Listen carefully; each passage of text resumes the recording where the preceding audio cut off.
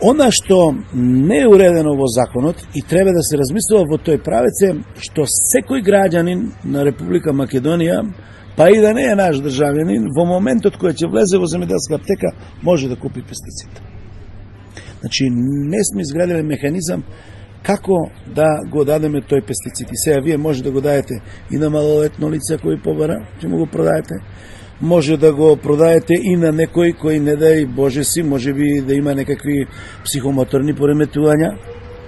Имавме случаи за троење на брачни парови кои незадоволни или во депресија, едни заедно ќе земат да го тоа направат, или фрлање да се трујат животни, бидејќи се плашат од скитници, луталици, или не дај Боже да се контаминира некој извор, кај што може да користиме сите ние вода за пиење, бунар некој и така натаму.